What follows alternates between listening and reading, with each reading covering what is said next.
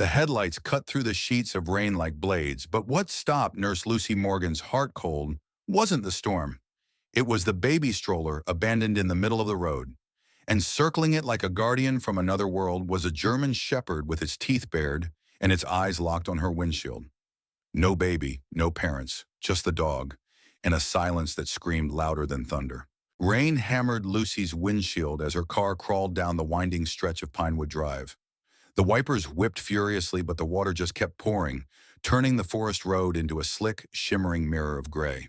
She was bone-tired, 12 hours in the ER, 3 trauma codes, and 2 lost patients. All she wanted was a hot shower, a cheap bottle of Pinot, and the comfort of her couch. But fate had other plans. The stroller appeared out of nowhere. Her foot slammed the brake. Tires squealed. The car skidded just slightly before jerking to a stop.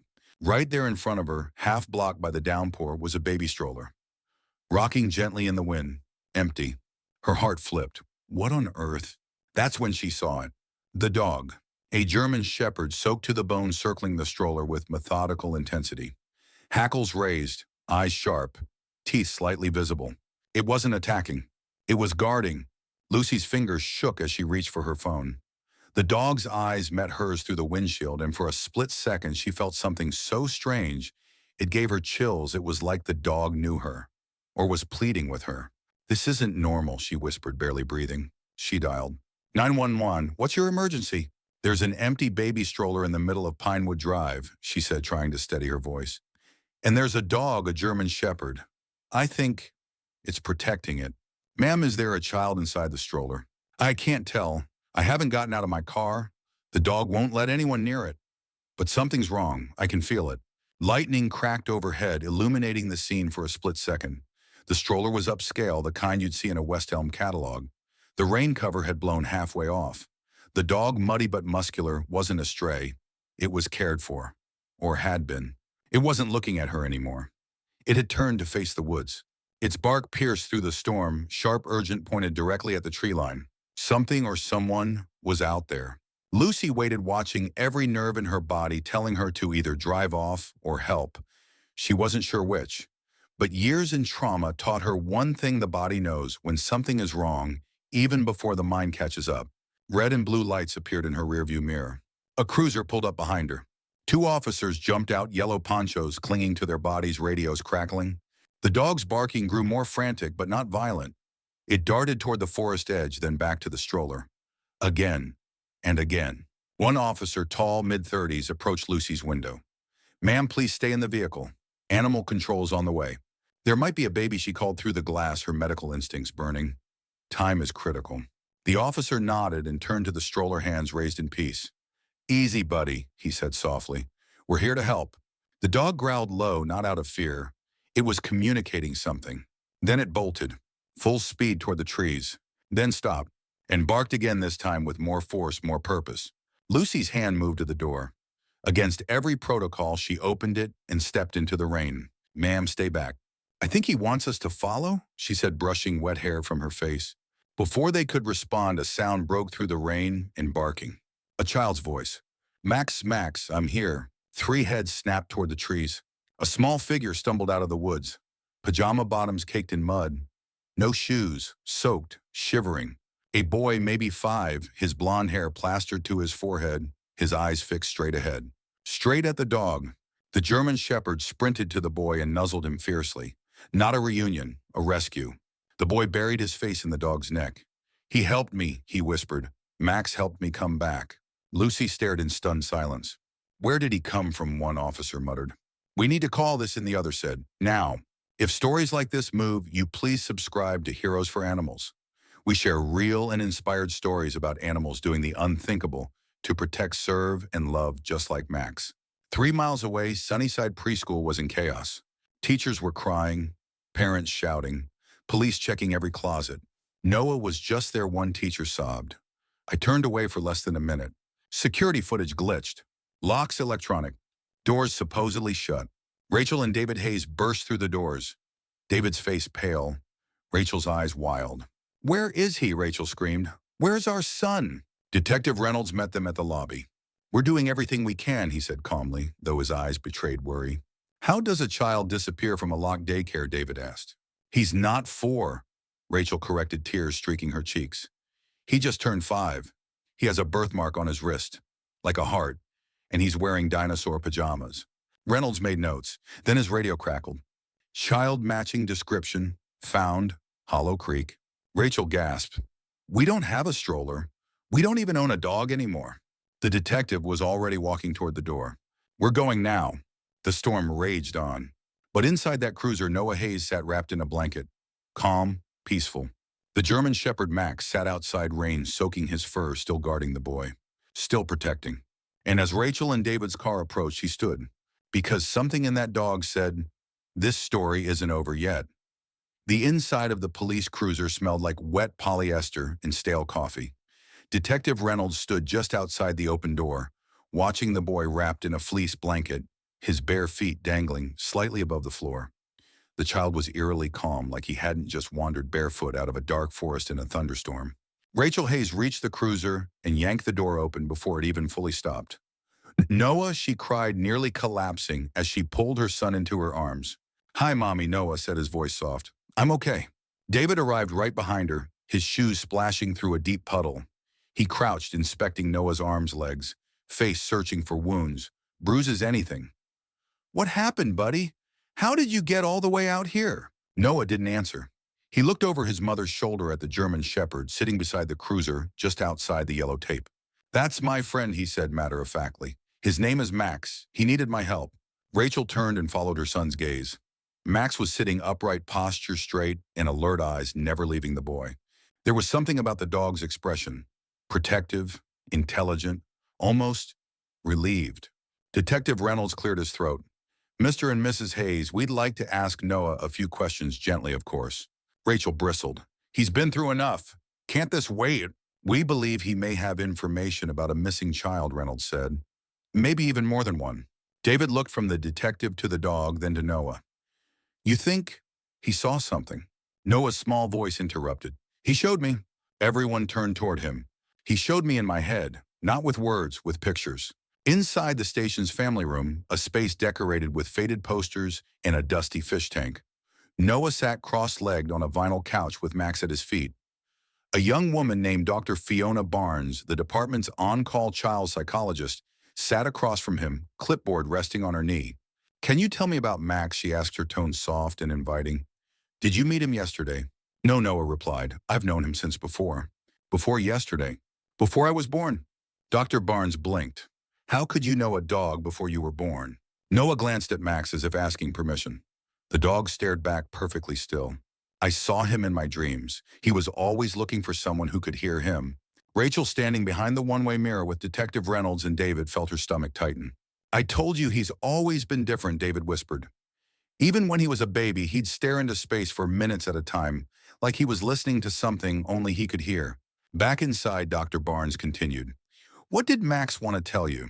Noah traced a circle on the couch cushion with his finger. He said there was a baby in the stroller. A long time ago. A really long time. But the baby disappeared and no one ever found her. He tried to help, but people thought he was a bad dog, so they chased him away. The room was silent for a beat too long. How did he show you all this? She asked gently. In pictures. Like a movie in my head. Sometimes I feel what he feels too. And where did Max take you yesterday? To the high place, where the ground falls away. Do you mean a cliff? Noah nodded. There's a circle of trees and vines that grow like ropes. He said the baby was there, but he couldn't get to her, so he needed someone small enough to help. Dr. Barnes's pen hovered above her clipboard, unmoving. Meanwhile, Officer Parker entered the station holding a printout. We scanned Max for a microchip, he said, handing it to Reynolds. And he has one. Reynolds raised his eyebrows. Seriously, after all this time? Yeah, it's registered to a family named Calloway. Dog's name was Max, reported missing 12 years ago. 12, David repeated. That dog doesn't look that old. German Shepherds can live up to 13 years, Parker said. Max is near the end of his prime, but healthy, especially for a dog that's apparently been living half wild. Reynolds narrowed his eyes. Calloway, that name sounds familiar. Retired cop, worked here until about 5 years ago. I'll try to reach him. In the family room, Dr. Barnes was asking one final question. Noah, why did Max bring the stroller back to the road? Noah looked at her.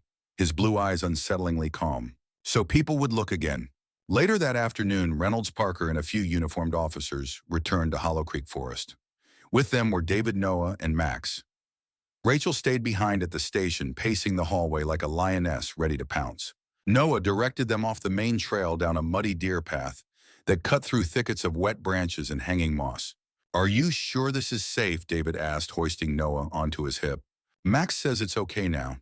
The bad man doesn't come here anymore. He thinks the baby's gone forever." The trail opened into a small clearing with a steep, rocky rise.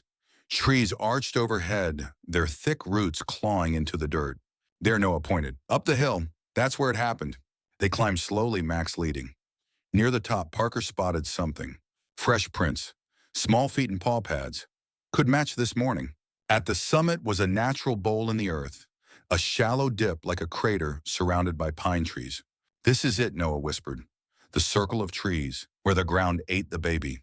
Reynolds surveyed the depression. "You think this was a sinkhole?" "Looks like one," Parker said, kneeling down.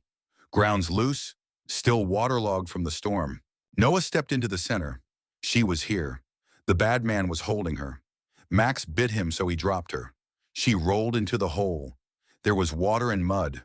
She couldn't get out. And then Reynolds asked, hushed. The man ran away, took the stroller. Max was sniffing the edges of the depression. Then he barked once sharply and began digging. Noah joined him, using both hands to move aside the soft earth. "Noah, stop," David shouted, rushing forward. But it was too late. The boy held something in his hand. A baby's sock, small, once pink, now stained with dirt and age.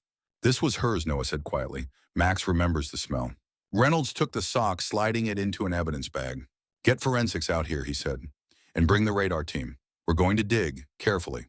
Back at the station, a gray-haired man in his 60s entered the front lobby. "Detective Reynolds?" he asked. "Officer Calloway," Reynolds replied. "We need to talk about a dog named Max." Calloway's face paled. "Max, my Max. He disappeared 12 years ago. I thought he ran off or was taken." "He didn't," Reynolds said. "He's here.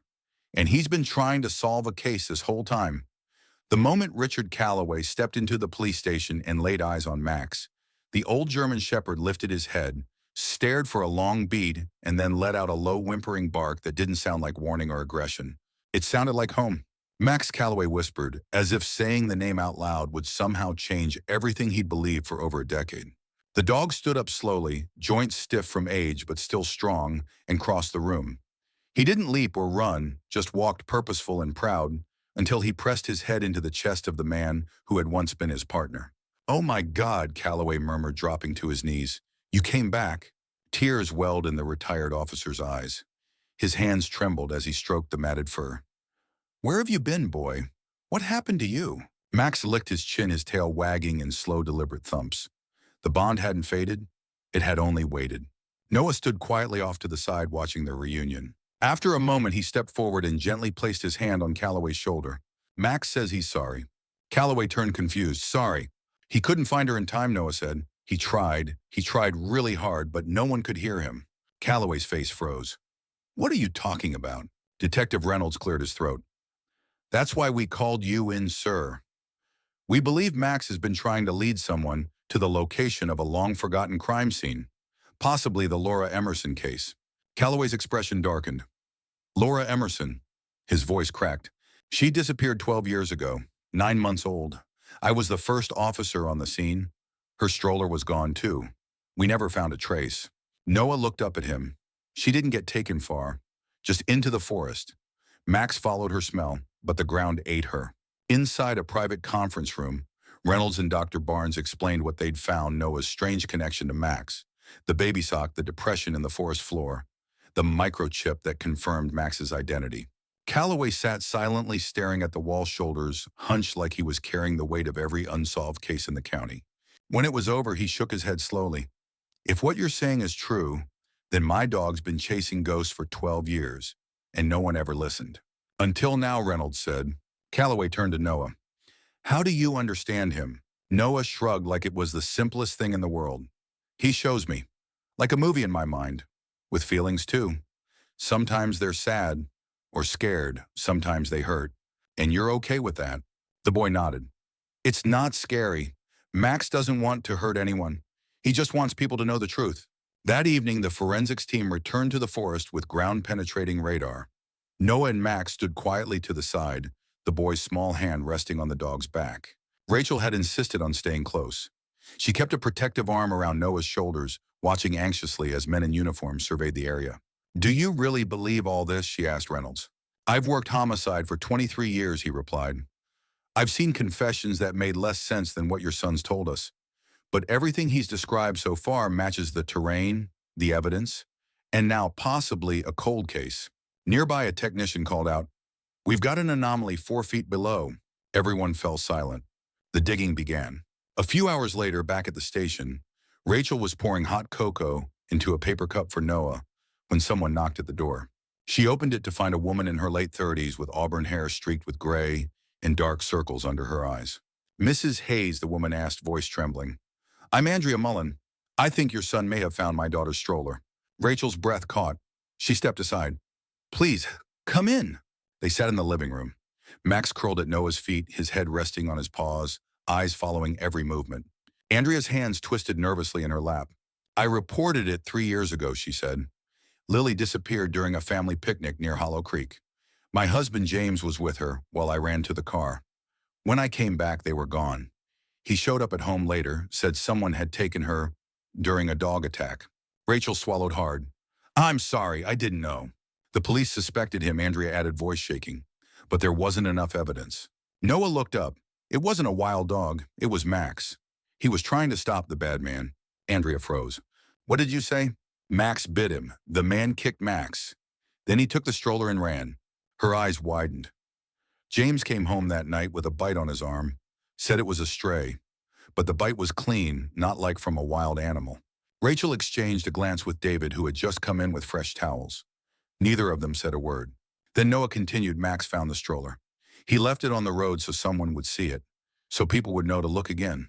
Meanwhile, Reynolds and Officer Parker were scanning through archived case files. "Here," Parker said, tapping the screen. "Missing child, Pine Creek, 12 years ago.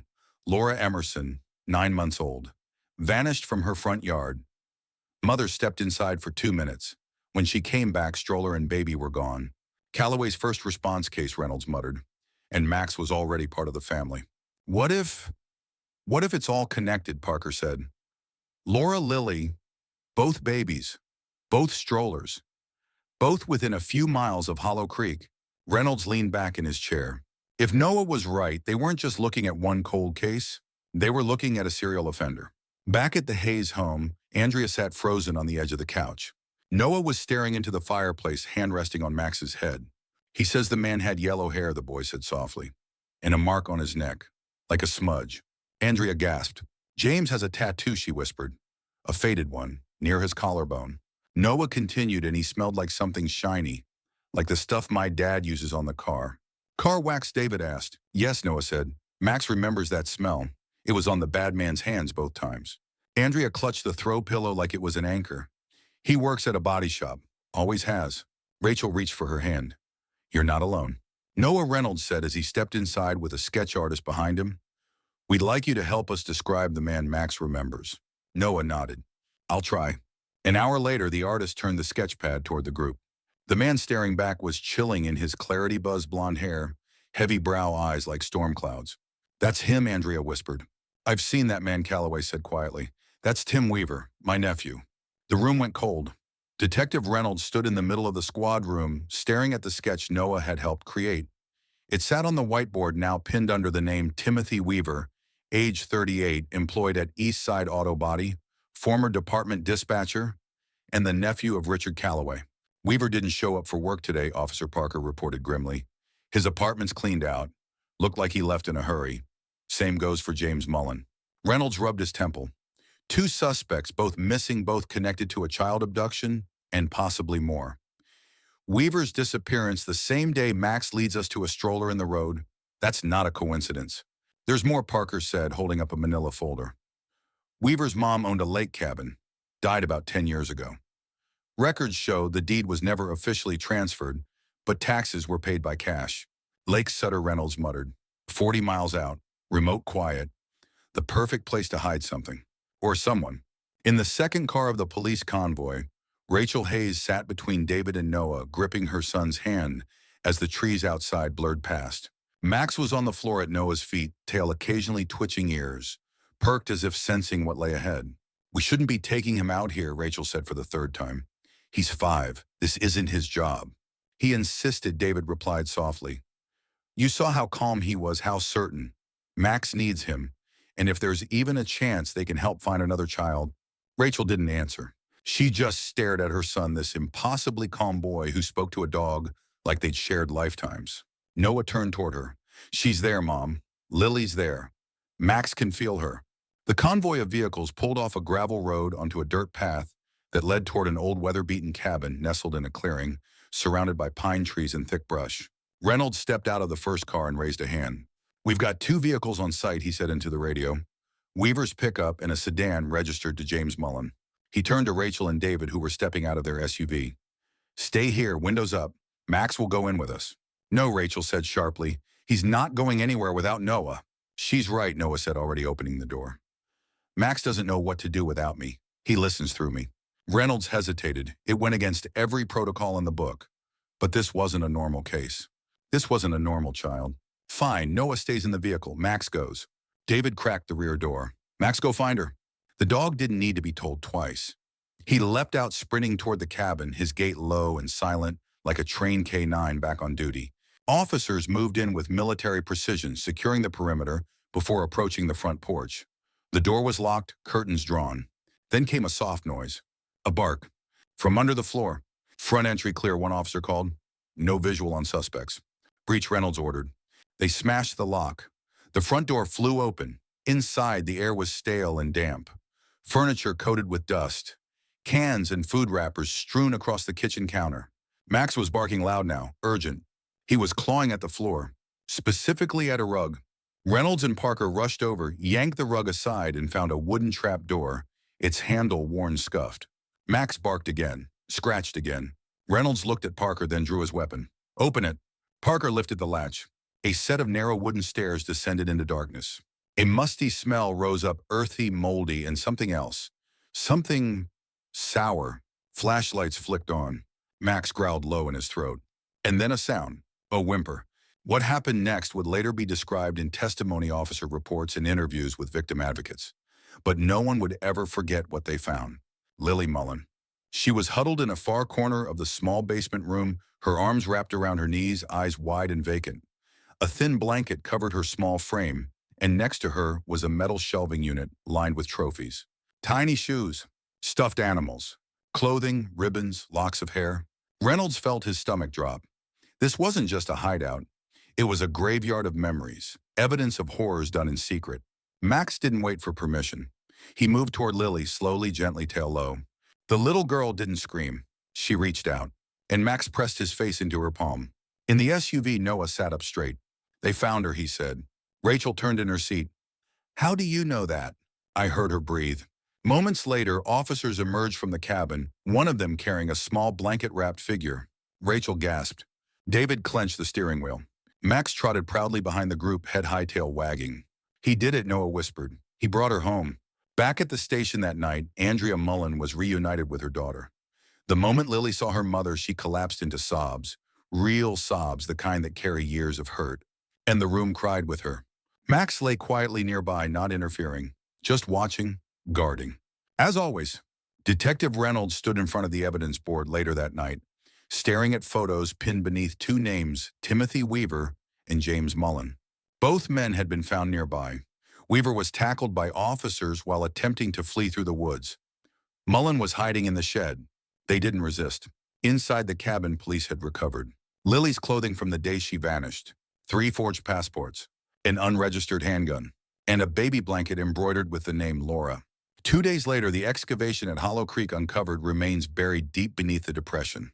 DNA tests confirmed the worst Laura Emerson had been found. 12 years too late, but found. At the Hayes home, Noah sat on the porch steps, Max beside him, both staring into the sunset. "Are you okay?" Rachel asked, stepping outside with 2 glasses of lemonade. "I am now," Noah said softly. "So is Max." He sipped his drink. He said it feels different now, like he can breathe again. Rachel sat beside him. "He's proud of you," she said. Noah smiled. "I'm proud of him. If you're moved by stories like Noah and Max's real tales of courage, intuition, and connection, don't forget to subscribe to Heroes for Animals. Because sometimes the best detectives have four legs and hearts full of loyalty. That night, as Max lay on the floor of Noah's room, his head resting on his paws, the boy whispered into the dark, "You never gave up." The dog didn't move, but his tail thumped twice against the hardwood. And that was answer enough.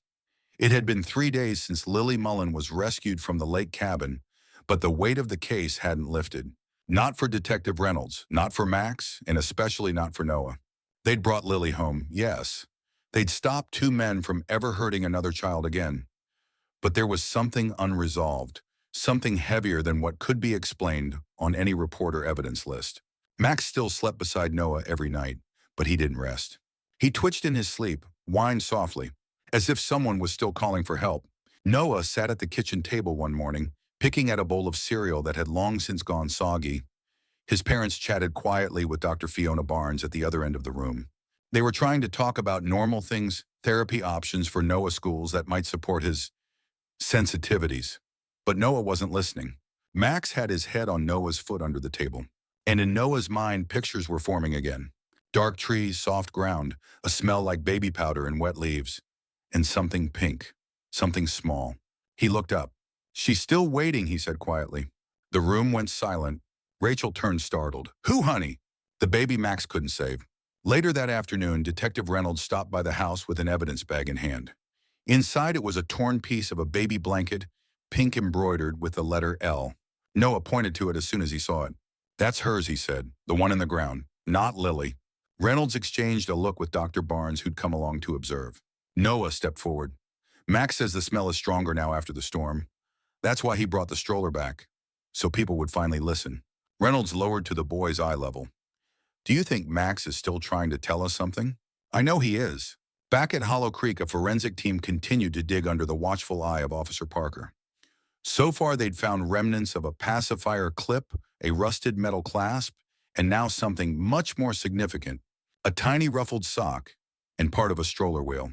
Everything pointed to the possibility that Max had witnessed something awful a long time ago, something no one else had ever believed. That evening, the Hayes family was eating dinner when the doorbell rang. Rachel opened it to find a woman standing there, a familiar face now, Andrea Mullen. But she wasn't alone.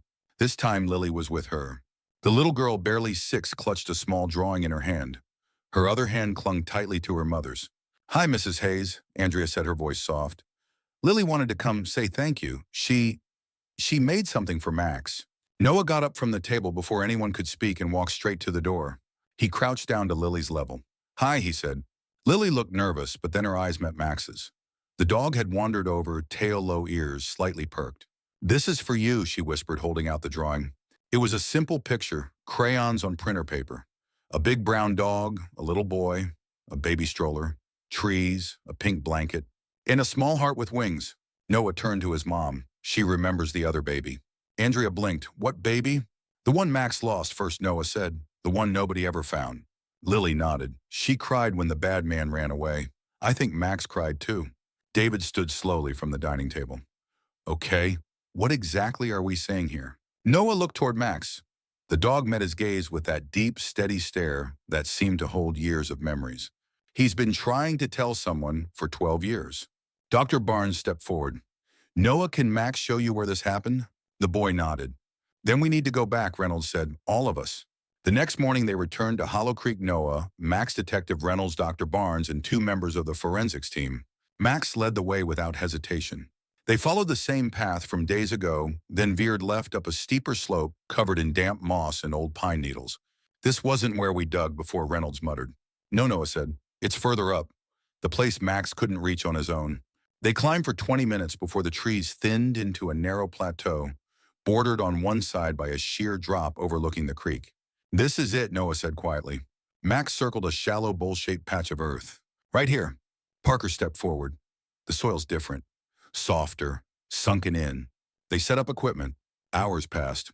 Then one of the team called out, "Got something." Beneath the surface, they recovered fragments of fabric, pink, once soft, a teething ring, and deeper still, a tiny femur. Reynolds closed his eyes. Max let out a low whine and stepped back from the hole. The next few days moved in a blur. The remains were confirmed to be those of Laura Emerson, the baby who had vanished from her stroller 12 years earlier in Pine Creek. She had been reported missing from her front yard. Her mother had turned away for just 2 minutes. And the stroller had vanished too, until Max brought it back to the road. Reynolds stood in front of the station's bulletin board, red strings crisscrossing between old case files. Laura Emerson, Lily Mullen. 2 babies, 12 years apart. Both linked to the same man, Tim Weaver. When Weaver was finally confronted with the new evidence, including Max's microchip, the teeth marks, the matching injury on his old arrest records, he didn't speak. Not at first. But when he saw the sketch Noah had helped create, he asked for a lawyer and began to talk. That evening, Rachel tucked Noah into bed.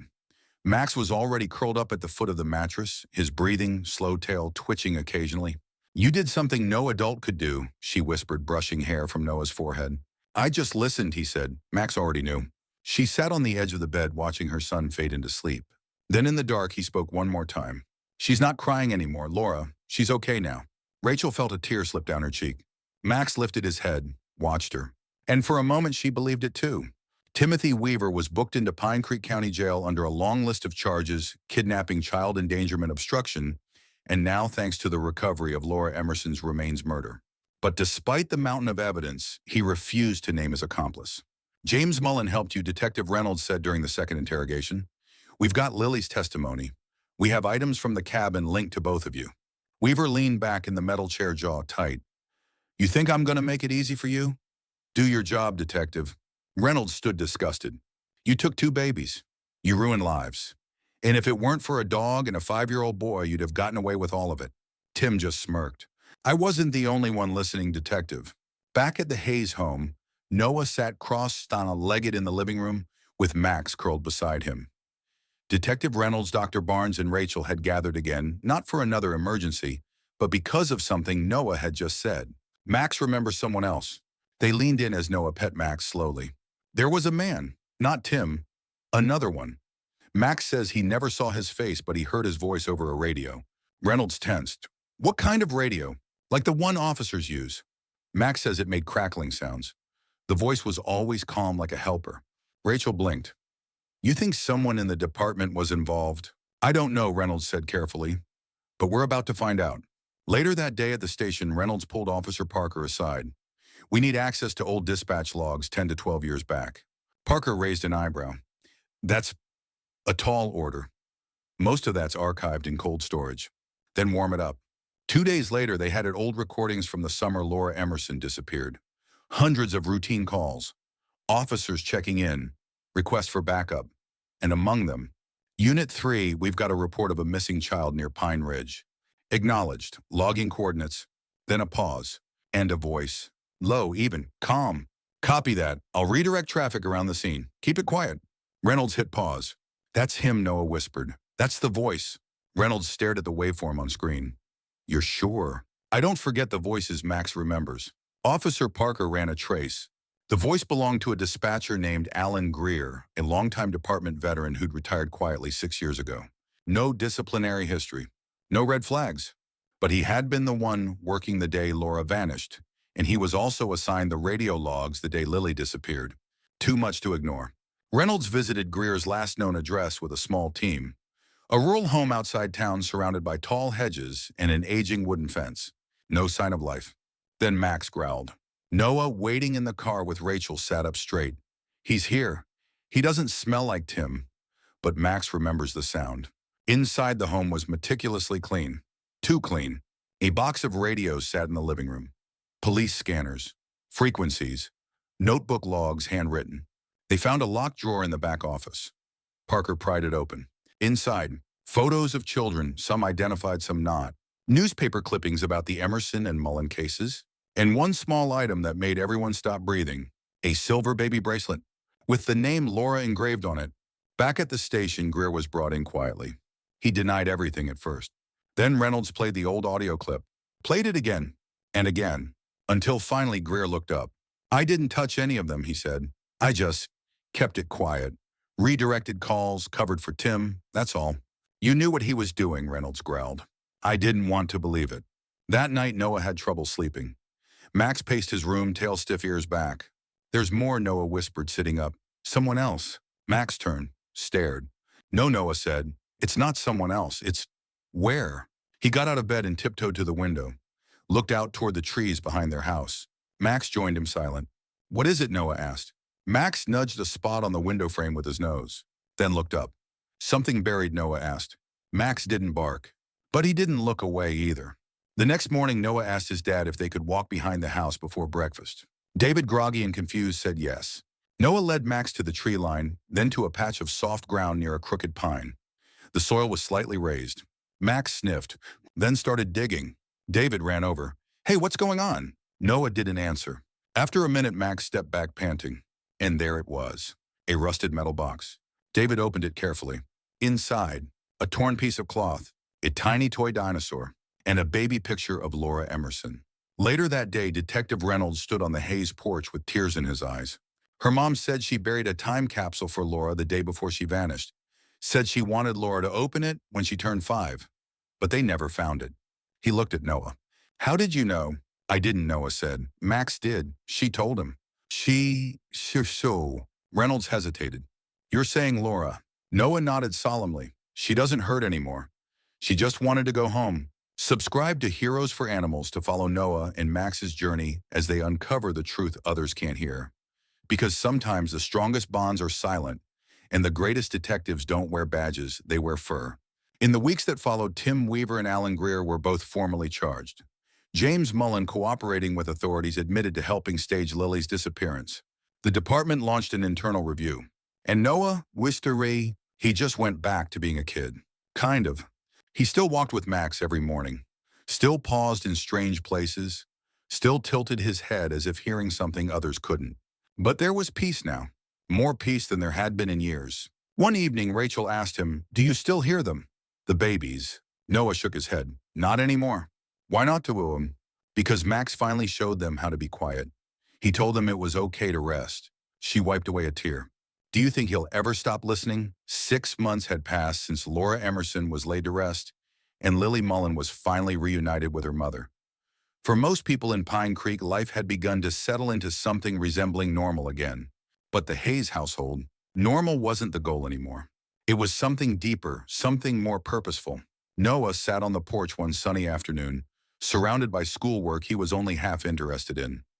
Max lay beside him, head resting on his paws, eyes closed but not sleeping. He rarely fully slept these days. There was always something, a sound only he could hear, a memory only he carried, a scent that reminded him of something unfinished. Noah, honey, Rachel called from the kitchen window. You've got a visitor. Noah looked up as a car pulled into the driveway. It wasn't just any visitor. It was Detective Reynolds, and beside him stood a woman with kind eyes behind wire-rimmed glasses. She was holding a leather-bound notebook and a small voice recorder. Noah, Reynolds said, smiling as he approached. I'd like you to meet Dr. Sarah Chen. She's a researcher from the university. She's heard a lot about you and Max. Inside the house, Dr. Chen sat across from Noah and Rachel at the dining table. Max stayed under the table, his tail gently swishing back and forth against the wooden legs of the chairs. Dr. Chen cleared her throat. Noah, I study animal cognition, how animals think, communicate, and interact with humans. Noah nodded politely, eyes wide. I've been researching cases where animals form bonds with children like you, kids who seem to understand things adults can't. You and Max, you're very special. Rachel looked uncertain. You're not here to turn this into some kind of experiment, right? Not at all, Dr. Chen said quickly. Only if Noah wants to help. I think he could teach us a lot about empathy and maybe help other kids who have this gift. Noah thought for a moment. Will it help animals like Max? I believe it could, Dr. Chen replied. Max nudged Noah's knee with his nose, almost like an answer. Okay, Noah said, we'll help. The study began quietly. Dr. Chen visited once a week. She brought brain games, scent puzzles, and journals. She never asked Noah to do anything he didn't want to. She just observed. And what she saw left her speechless. Max would sit in front of Noah and stare at a photo of a location, say an old barn or a park bench. And without prompting, Noah would begin describing what Max remembered from that place. Once it was a runaway girl who had slept behind the barn and left behind her stuffed rabbit. Another time it was a missing wedding ring buried under a bush. And in every case, they were right. One day, Max walked over to a backpack Dr. Chen had set near the couch and started pawing at the side pocket. Max, she said, surprised. Noah tilted his head. He says something inside smells like someone sad. Dr. Chen froze. She opened the pocket and pulled out a small photograph of her daughter Emma. A recent photo tucked there with a note her child had written. She's been having a hard time, Dr. Chen admitted, ever since my mom passed away last year. She thinks her grandma left her something, Noah said. Max says she's not wrong. Dr. Chen stared. Excuse me? She buried something, Noah said gently. In your mom's garden, Emma's rabbit he's been trying to show her. The next day, Dr. Chen brought her daughter to her childhood home and let the girl follow her rabbit patches through the backyard. The rabbit stopped near a rose bush and began pawing at the ground. They dug. Beneath the soil was a metal lunchbox, rusted but intact. Inside were letters, trinkets, and a locket with Emma's name engraved on the back. Dr. Chen returned to the Hayes house in tears. How did he know? She whispered. Noah just smiled. Max listens with more than his ears. That's what makes him special. If you're as inspired by Max and Noah's gift as we are, subscribe to Heroes for Animals to follow their story and other real-life tales of animals doing extraordinary things. Sometimes the answers we seek come from those who don't speak, they feel. Word spread quickly about the boy and his dog. Other families began to reach out quietly at first. A missing pet, a lost item with sentimental value. An elderly woman in town swore her late husband had hidden something before he passed, and Max helped them find the wooden box under a floorboard. It wasn't magic. It was memory and scent and feeling. Max didn't talk in words, he talked in presence. And Noah, he was the bridge. Rachel still worried, of course. She didn't want her son to be treated like a sideshow or a miracle child. But the more she watched him with Max, the more she realized something. He wasn't burdened by the gift. He was healed by it. And so was Max. One afternoon, Noah and Max were playing in the front yard when a familiar car pulled into the driveway. It was Andrea Mullen, and this time Lily was running up ahead of her. Max's tail wagged before Lily even reached the porch. The girl wrapped her arms around his neck and held tight. I missed you. Noah smiled. He missed you too. Lily looked serious. Is he still hearing sad things? Sometimes, Noah said, but it's quieter now. Then Lily reached into her backpack and pulled out something she'd made, a purple and gold collar, woven by hand with a silver tag. Max, hero and guardian angel, she read aloud, proud. Rachel stepped onto the porch, hand to her heart. David took a quiet photo from the doorway. There was something in that moment, something still and sacred, like closure, like peace. Later that night, as Max curled into his usual spot beside Noah's bed, Rachel sat at the edge of the mattress. You doing okay, buddy? She asked softly. Noah nodded. Max says the hard part's over. Now we just listen for who needs us next. She brushed his hair back from his forehead. You know, when you were little, I used to worry you didn't talk as much as other kids. Maybe I was just listening. She smiled, kissed his cheek, and stood to leave. At the door, Noah called out, Mom. Yeah. Do you think Max was born with the gift? Rachel paused. I don't know, she said, but I think you were. And maybe he was just waiting for the right person to help him use it. Noah nodded and pulled the covers up.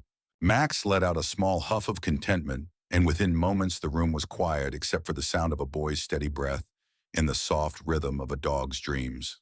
Noah looked at Max sleeping on the porch, the sunset painting his fur gold. No, he said softly, that's who he is. Stories like this remind us of the power of loyalty, memory, and love across all boundaries. If you believe animals have more to say than we realize, subscribe to Heroes for Animals for more incredible stories. Because some of the greatest heroes never speak, they simply protect. It was a quiet Thursday when the letter arrived. No postmark, no return address, just a cream-colored envelope tucked neatly inside the Hayes family's mailbox. The handwriting was old-fashioned, delicate, like something out of a different century. Rachel turned it over in her hands before calling out through the screen door. Noah, this one doesn't have a stamp. Noah was feeding Max on the back porch when he looked up. The dog paused mid-chew, his ears twitching toward the kitchen. Rachel opened the envelope slowly and unfolded the note inside. It read one. He remembers the orchard. She needs to be found. There was no name. Just a drawing at the bottom, childlike but precise. A red apple tree, a swing. A little girl in a dress with long braids drawn in pencil. Later that night, the note lay on the dining table under lamplight. Detective Reynolds had come by after Rachel's call, and Dr. Fiona Barnes had joined shortly after. Noah stood quietly at the table, Max at his side, both staring down at the drawing. Max sniffed it once, then again, more deliberate. He knows that place, Noah said finally. He remembers it from a long time ago. Where is it? Reynolds asked. I don't know, Noah said. Not yet, but she does. Who's she? Rachel asked gently. Noah looked up. The girl in the swing. She's waiting. The next day, the town librarian, Mrs. Chandler, helped Detective Reynolds and Rachel comb through old property maps of Pine Creek and surrounding areas. They searched for orchards, specifically apple orchards, abandoned or sold off within the last 15 years.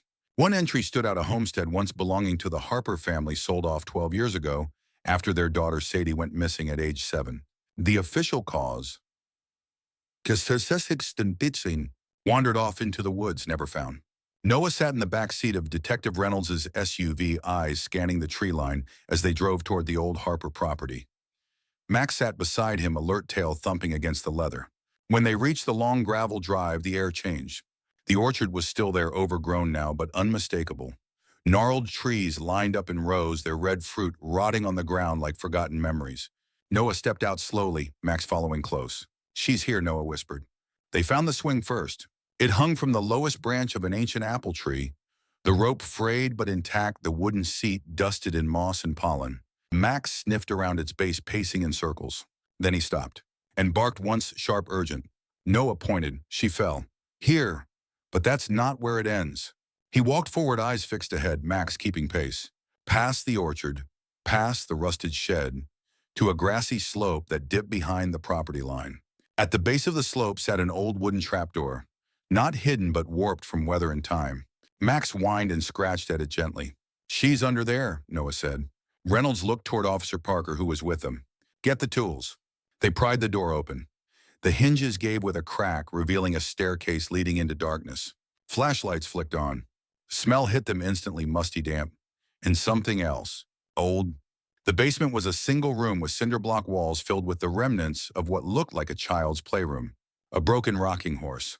A dollhouse. A faded pink sweater hanging on a nail. Max walked in cautiously, sniffed the walls, then circled once, twice before lying down in a corner, resting his head on the floor. This is where she waited, Noah said.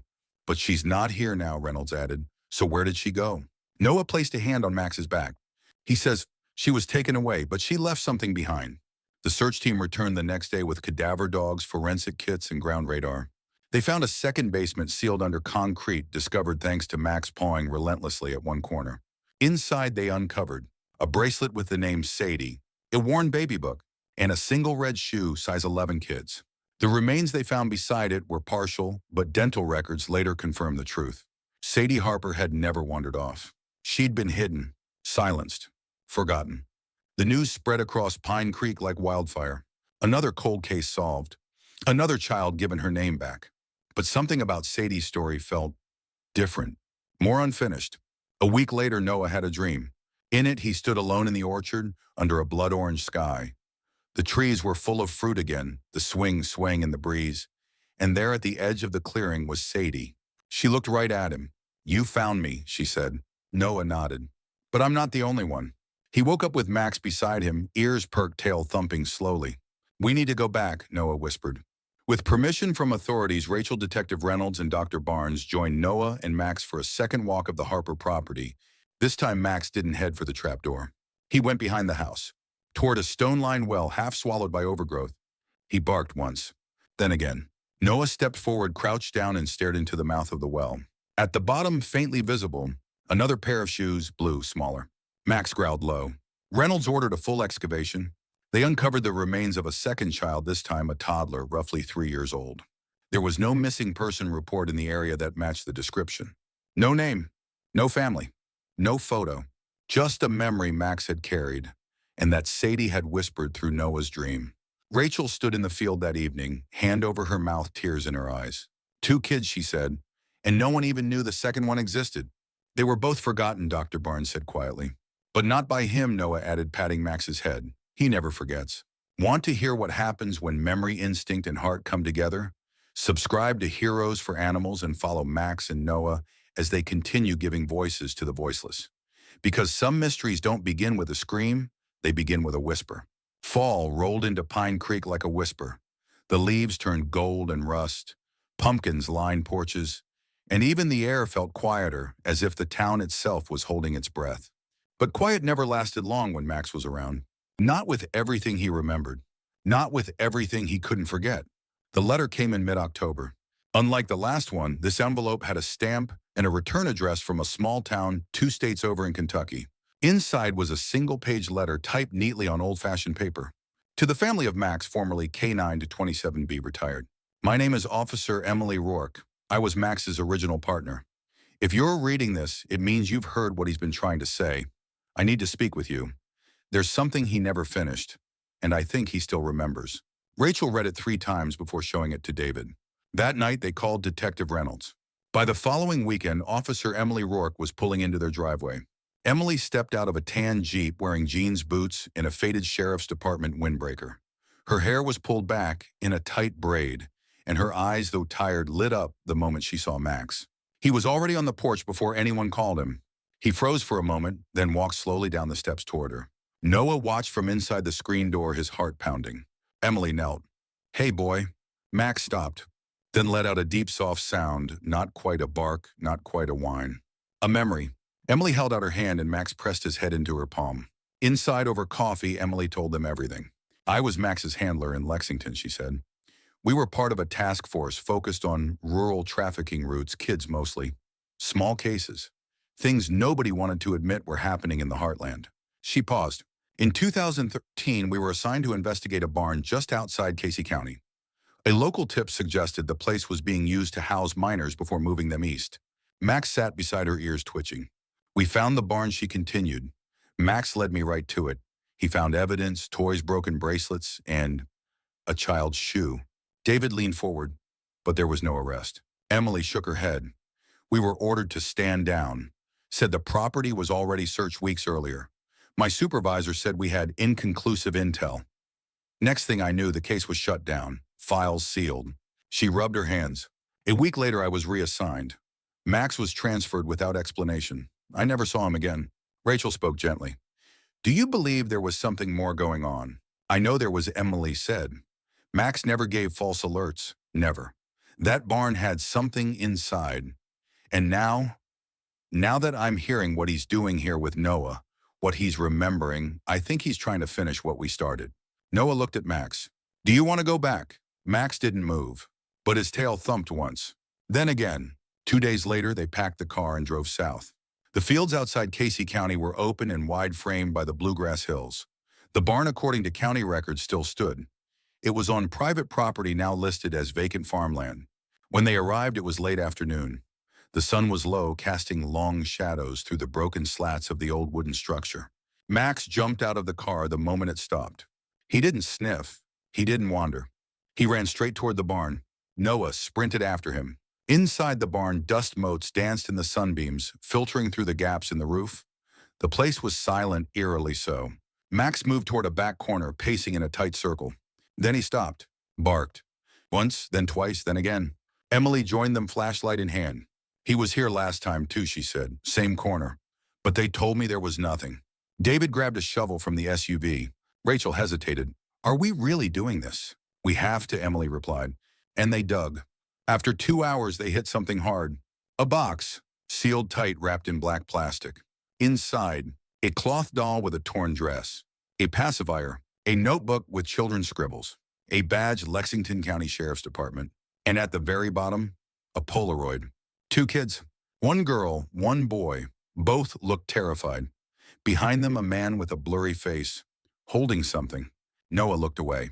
Max whined and stepped back. Emily stared. "I know that badge," she whispered. "That belonged to—" She stopped. And then more quietly, Deputy Howard Kane. Back at a local precinct, the items were photographed and cataloged. The badge ID confirmed the worst Kane had been under, sealed internal investigation at the time for possible misconduct. But the case never went public. He retired early, moved west. No charges, no follow-up. Until now. Noah sat quietly in the car while the adults debriefed. Max was in the back seat, panting softly. He didn't forget, Noah said aloud. He kept it all inside. This whole time. Max nudged his hand. "You remembered for her, for them." Winter crept into Pine Creek with a hush. Snow dusted the old maple trees outside the Hayes home, and everything seemed to move just a little slower, like the whole town had finally stopped to breathe. Inside the house, holiday lights glowed warm against the frosted windows. The fireplace crackled, and Max, old gentle Max, lay curled by the hearth, his breathing slow but steady. Noah sat nearby drawing. He wasn't sketching monsters or superheroes like other kids. He was drawing memories. Of children, of places Max had remembered, of faces that once cried out in the dark but now smiled in peace. Max had slowed down in recent weeks. He still followed Noah to the porch every morning, still perked up at the jingle of his leash. But Rachel could tell, so could Noah. Max was getting tired. The kind of tired you don't recover from. It was Christmas Eve when the knock came. Rachel opened the door to find a woman in her early 40s, bundled in a wool coat, eyes red from tears and wind. "I'm sorry to come by unannounced," she said softly. My name's Michelle Carter. I'm Maya's mom." Rachel didn't hesitate. "Please come in." Michelle walked slowly into the living room. Her eyes immediately went to Max. "That's him," she whispered. Noah stepped forward unsure. "You remember my daughter?" Michelle asked. Noah nodded. "Max remembers all of them." Michelle sat on the couch and pulled a small object from her purse. It was a charm, tiny silver, shaped like a butterfly. "She wore this every day," Michelle said. "Even the day she disappeared. I never found it." She looked at Max, tears forming again. "I just thought maybe, if he remembered anything else, I just wanted to say goodbye, right?" Max stood. His joints cracked a little, his back legs slow. But he walked straight to her and laid his head in her lap. Michelle broke. The next morning, Christmas Day, Noah woke to silence. He walked downstairs in his flannel pajamas, rubbing sleep from his eyes. Max wasn't in his bed. He wasn't by the door. Noah walked to the back porch, the snow crunching beneath his feet. There, under the golden morning light, lay Max in the snow, his head resting on Noah's favorite blanket, his eyes closed. Peaceful, still. Noah dropped to his knees beside him, face buried in his fur. "He's not gone," he whispered. "He just went where they needed him." Rachel found him there an hour later and didn't say a word. She just knelt beside them and cried. The funeral was small. Family, friends, Detective Reynolds, Dr. Barnes, Officer Emily Rourke, and Lily. All of them brought something: drawings, collars, toys, badges. Noah placed a photo of Max beside the box they buried beneath the big tree behind their house. On the back of the photo he'd written, "You didn't just remember. You helped us all forget how afraid we were." Winter passed, then spring, and slowly life began to bloom again. Noah went back to school. Rachel went back to work. David coached Little League again. But something had changed. People still sent letters. Stories of things remembered, people found. Animals that seemed to know too much.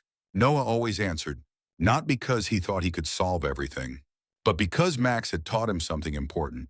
Every voice matters, even the silent ones. One warm afternoon, Rachel found a notebook tucked in Noah's drawer. Inside were pages and pages of sketches, notes, and names. At the top of one page was a single sentence. "The next one will come. I'll be ready."